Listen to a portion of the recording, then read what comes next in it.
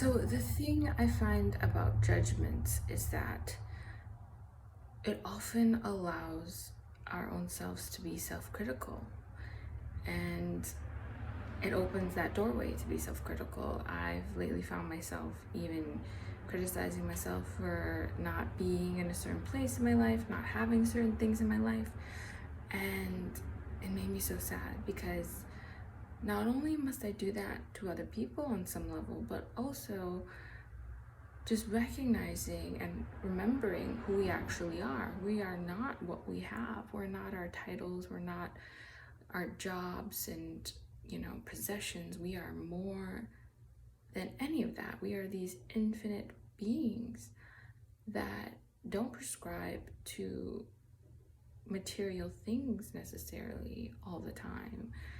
And to remember that, to connect to who we are every single day as often as we can throughout the day, to know that just because somebody looks a certain way or acts a certain way doesn't mean that they're better or worse than anyone else. Just because, people label things as good and bad, right and wrong. It's a society of labels that don't mean anything. They don't. They're all subjective.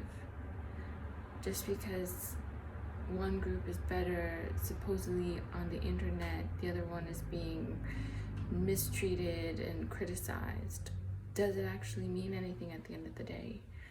It doesn't actually mean anything. And so to remember who we actually are without all these labels and judgments and prescriptions on how things should look, what we should be doing, I think what a sad and limiting way to live. And so I encourage myself and others to remember who we are, to remember that we are more than anything we see with our physical eyes, and just to believe that things are more possible than they appear, that the brain is a liar. Just because you think and feel something doesn't mean it's true.